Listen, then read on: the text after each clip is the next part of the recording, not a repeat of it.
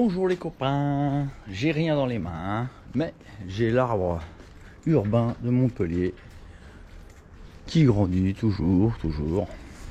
Voilà, l'année prochaine il sera plus grand que l'immeuble, hein. À moins qu'ils viennent l'enlever, hein, le pauvre Catalpa. J'espère que vous allez bien. Ouais. Bah, moi aussi, à part que bon bah vous avez vu hier, hein, bah du fail. Bah, c'est comme ça, hein. C'est comme ça, des fois on travaille et puis on n'arrive pas à améliorer, hein. Voire même on fait moins bien. Mais c'est comme ça, on peut pas toujours aller dans le bon sens. Donc hier, test avec vario alourdi. Bon, on n'a pas perdu beaucoup de régime, hein, dans la réalité. Mais on se retrouvait à faire combien, je crois, 96 au premier coup. Donc ça allait pas. Donc on a réallégé le vario, on a retiré les rondelles. Donc je passe la phase de la pose des hélicoils sur les massottes. Donc après donc bah, on a travaillé sur autre chose, on a essayé d'augmenter un petit peu la plage de variation, ce qui équivaut à rallonger la transmission. Donc en utilisant une courroie plus large, donc plus neuve. Donc bah ça semblait pas mal. À froid la machine décollait bien, hein, pas de problème. Mais une fois arrivé au point où je fais demi-tour, bref, bah le calage de courroie n'étant plus optimal, la machine ne décollait plus bien au démarrage. Donc bon, il m'a bien fallu 20, 30 ou 50 mètres pour m'élancer. Et a priori, bah c'est ce qui me manquait pour reproduire le 101, étant donné que j'ai fait 99. Bah ouais, il manquait pas grand chose. Même si je me suis complètement raté dans le rond-point, ça n'a pas suffi.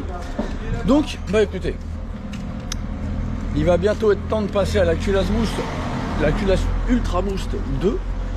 Mais on va quand même retenter. Mais cette fois-ci, qu'est-ce qu'on va faire? Eh ben, on va rajouter une petite rondelle au niveau du variateur pour récupérer la patate au démarrage. Donc c'est la bonne occasion de vous montrer à quel point c'est important de peaufiner ce réglage avec le Stradivario. Donc on va faire ça. Il est de bon matin. J'ai la tête bien dans le fion, mais c'est pas grave. J'ai pas le choix, hein. Il fait déjà largement plus de 30 degrés. Il est à peine 9h30. Donc voilà, on va faire ça à la fraîche, entre guillemets. Lol. Donc on va se faire ce petit testage. Et puis bon, bah si on n'arrive pas à améliorer le 101, et ben on montera la culasse Ultra Boost 2. Et puis on va travailler à essayer de faire mieux que 101. Et oui. Et puis voilà, normalement la machine, elle va pouvoir un peu plus hurler et être efficace en même temps. Donc bon, j'espère que vous prendrez un petit peu de plaisir à ces petits testages. Dans tous les cas, l'objectif c'est de pouvoir vous proposer la meilleure option de culasse Ultra Boost. Donc une culasse qui vous permettra vraiment d'augmenter les performances de votre Doppler au maximum et donc d'en faire le cylindre le plus performant, le cylindre 50 AR le plus performant du marché. Valou. Voilà les potos, allez, à tout de suite en bas. Actuellement, c'est le cobaye Boost avec son beau bouchon de réservoir fabriqué par Aniki Animods sur face de bouc. Voilà, alors hier bah, vous avez pu voir, échec malgré l'alourdissement du vario, malgré aussi l'essai d'une courroie neuve. Donc pourquoi avec la courroie neuve, je me suis retrouvé à ne plus avoir de patate au démarrage?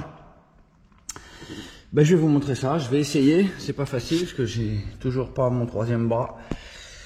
Donc je vais essayer de procéder ainsi. Je vous mets le téléphone là, je mets ça là. Voilà, donc Je vous montre. Vous retournez la courroie. Vous mettez l'écran vers l'extérieur. Bon, là j'ai besoin. Voilà. Vous mettez l'écran vers l'extérieur. Vous faites une petite boucle comme ça entre votre pouce et votre index. Et vous la mettez entre les joues du variateur. Voilà. Vous mettez un cran. Voilà, au sommet. Hein, vous voyez, il y a un cran au sommet, un crampon. Et vous poussez comme un gros malade dessus pour essayer de toucher le canon. Voilà, donc là, regardez, là, je pousse comme un fou. Je ne sais pas si vous pouvez voir, mais on voit que la lumière passe. Il y a à peu près, je dirais qu'il y a un demi-millimètre. Hein. Regardez, il y a vraiment pas grand-chose. Il y a un demi-millimètre. Voilà, donc ça c'est la courroie qu'on utilisait juste avant, voilà, mais qui monte un petit peu moins haut. Aïe, ça fait mal au doigt. Donc ça, qui monte un petit peu moins haut que la neuve. Celle-ci est toute neuve et donc un petit peu plus large. Et regardez, donc je fais la même chose. Je mets un cran au sommet de ma petite boucle. Et ce coup-ci, regardez, là je pousse comme un dingue.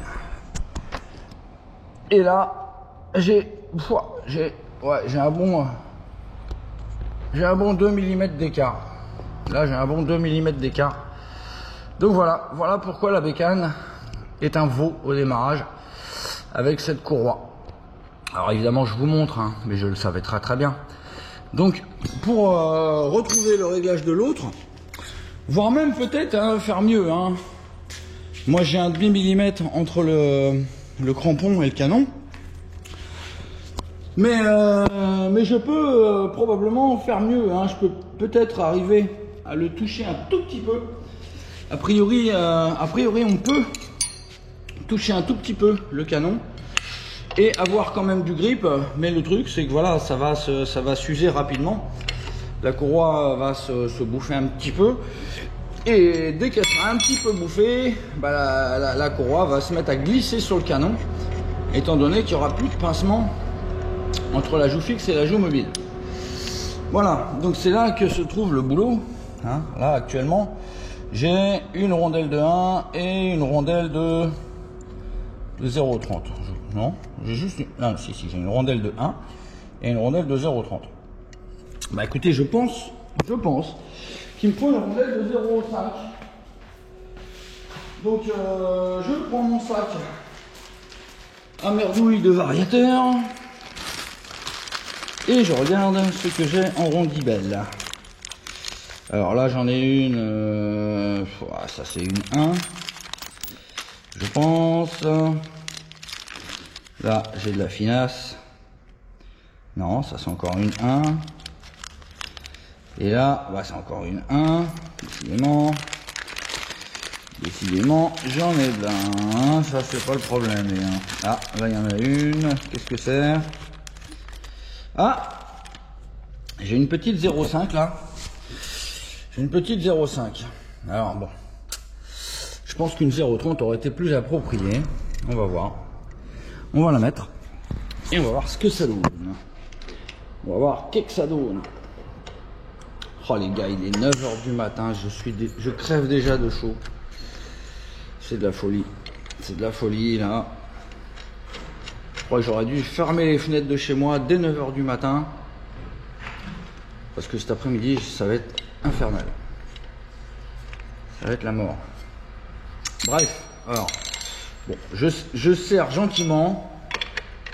Hop, voilà. Je prends la courroie neuve. Je me trompe pas, c'est bien la neuve. Alors, j'ai rentré mon téléphone dans la poche. N'importe quoi, j'en ai besoin encore. Hop, hop. Donc là, j'ai rajouté une 0,50. Hein. 0,50. Et qu'est-ce qui se passe au os? On va voir. C'est ouvert à fond là. Voilà. Bon. Non, mais alors là, je comprends pas là. Je comprends pas, c'est 2 fois pire que tout à l'heure. Bon, je crois que j'ai fait sauter une rondelle. J'ai une rondelle qui a dû sauter. Et je l'ai pas. Ah non, c'est le vario.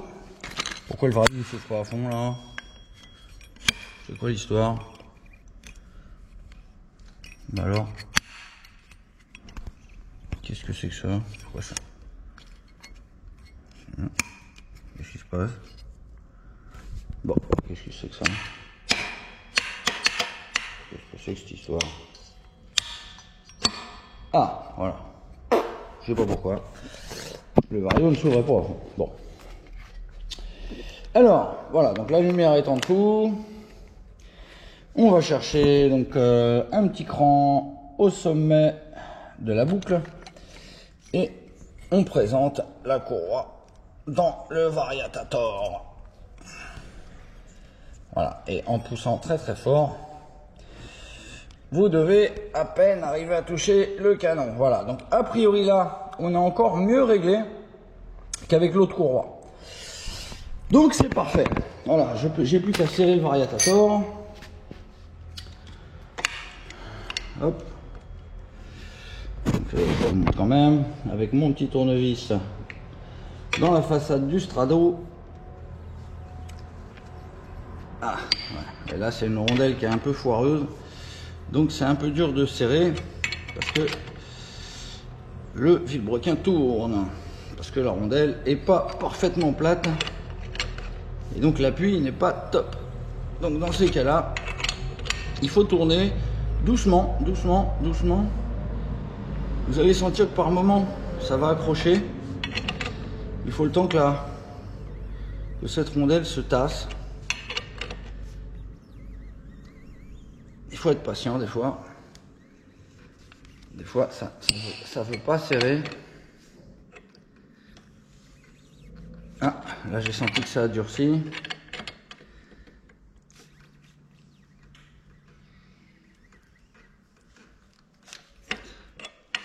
En mettant des petits coups rapides comme ça peut. L'idéal ce serait une perceuse, enfin un truc à choc. Évidemment, le top ce serait d'avoir des cannelures, mais quand on utilise des courroies larges, les cannelures ne sont plus là. Donc c'est pour ça que je n'en ai pas mis au Stradi. Voilà, ça y est, là ça mord. Voilà, là ça a bien mordu. Le variator se ferme bien. Tout va bien. Allez, courroie neuve. Donc là on a les réglages qui allaient bien, hein. C'est les mêmes réglages que pour 101. Et on a donc un petit peu plus de plage de variation. Comme ça, on n'est pas obligé de rallonger la transmission. Et en principe, on a assez de variation pour aller encore un petit peu plus vite. Et là, a priori, on commençait à être limité, comme je vous l'ai expliqué, par le régime moteur. C'est-à-dire qu'on arrivait à un régime moteur où il commençait à y avoir un petit peu moins de puissance. Hein. Donc vers 11 200 tours, a priori, la puissance commençait à chuter. Et donc, évidemment, la vitesse ne voulait plus grimper. Donc là, le variateur va, en principe, à 101 km/h. Le variateur ne sera pas encore ouvert à fond. Et a priori, un tout petit peu, 2 ou 3 km/h après, il sera à fond. Mais ça nous suffira pour améliorer. Voilà, maintenant, avec la culasse Ultra Boost 2, en principe, on prendra plus de régime. Donc, on prendra encore plus de régime que là. Donc, on pourra améliorer. Si jamais ça n'avait pas été le cas, si jamais j'avais pas fait ce que je viens de faire là, on aurait pu améliorer, mais probablement moins. Voilà les gars, bon allez, je cut et on se retrouve en haut, on y va, hein, avant qu'il fasse 40 degrés. Voilà.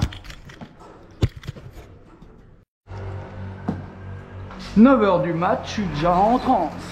Oh là là, monsieur Boost, dégoulinant de transpiration à 9h30 du matin. C'est de la folie. Allez, donc là les gars, test.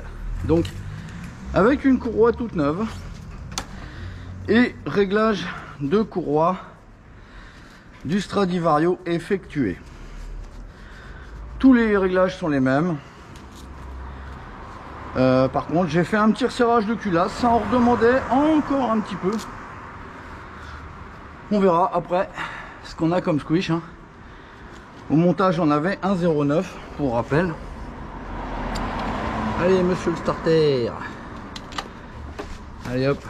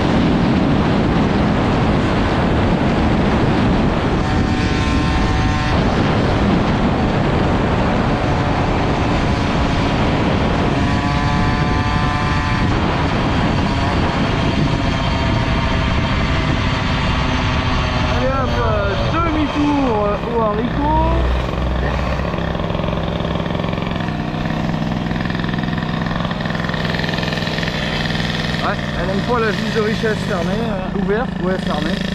Bon, la petite coupure qui va bien. Allez les gars, action. Ah merde. Merde, une future. On va attendre qu'elle... Oh non, encore une autre. Oh non. Allez. Ah, ils vont faire les courses. C'est bon, on va pouvoir y aller. Allez, action.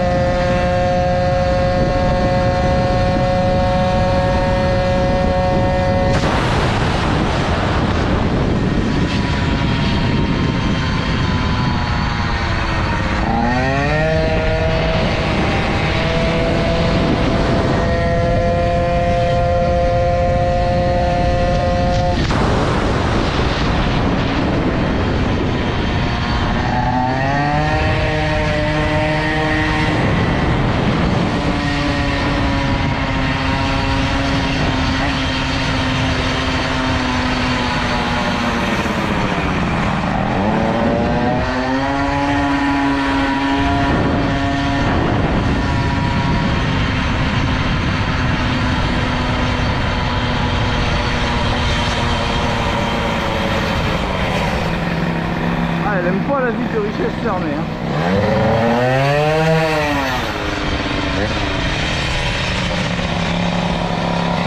Ah, la vis de richesse fermée, c'est le ralenti énervé. Hein. Mal à redescendre avec la vis de richesse fermée. Allez, la petite coupure qui va bien. Allez hop. Bon bah vous avez vu, hein, j'ai été obligé d'être prudent, il y avait de la bagnole. J'ai pas pu gazer comme un gros connard et faire mon tout droit. Ça m'étonnerait fortement qu'on ait réussi à améliorer. Mais bon, on va quand même regarder ce que ça donne. Je pense qu'on doit être dans les... Ouais, je dirais dans les 99, peut-être 100 avec de la chance. On va voir.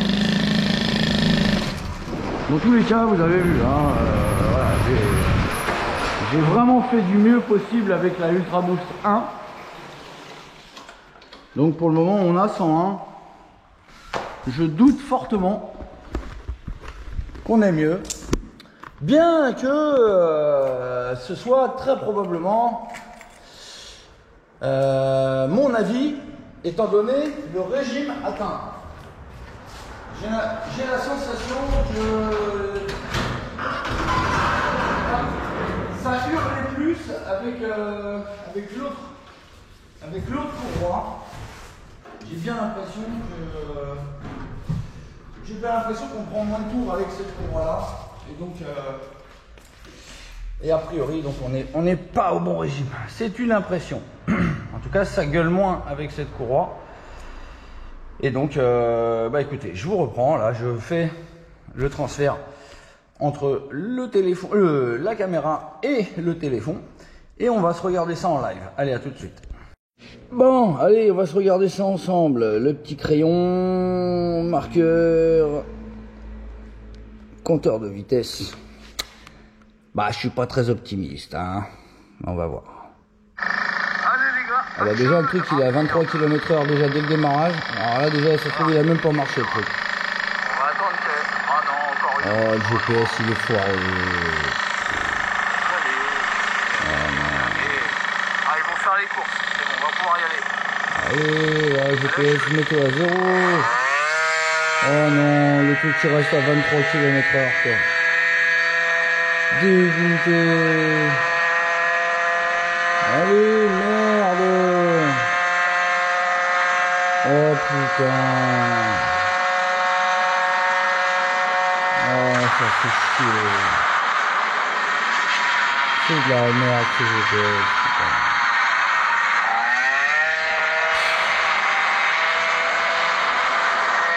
Vraiment de la merde. Bon, bah magnifique. Bon bah tout ça pour rien les gars. Tout ça pour rien. Tout ça pour rien. Bon, bah écoutez... Bon. Ah, c'est quoi là? Allez les gars, action. Ah merde. Merde, il est dur. Là, ça y est, une fois. Ah non, encore une. Oh non. Il veut rien savoir. 23 km/h. Bon, dévissage. Dévissage, dévissage, dévissage, dévissage, dévissage, dévissage, dévissage, dévissage, dévissage. Dévissage, dévissage, dévissage, dévissage, dévissage, dévissage, dévissage. Hop.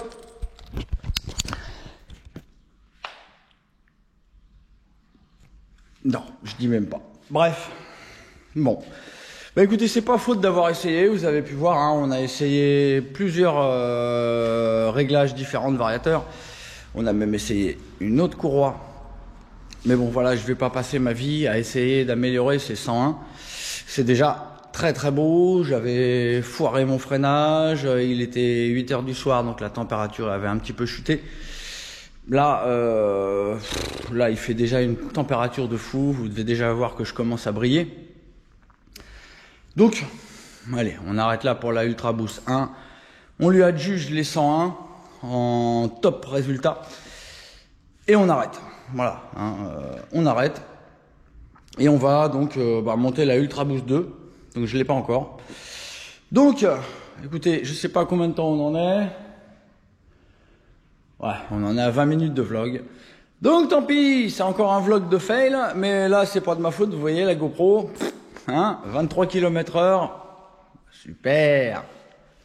Ah bah ça fait chier, hein, ça énerve, hein. Tu te lèves tôt, tu te dis allez c'est bon, allez on va faire mieux. Et puis en plus, c'est pas dans mon intérêt. Parce que, évidemment, imaginez que là j'ai fait 102 ou 103, bah ma Ultra Boost 2, elle risque... Elle aura encore plus de mal à améliorer. Donc, alors que j'espère que la Ultra Boost 2 va arriver à améliorer. Ça serait... enfin bon, de toute façon, ça revient au même.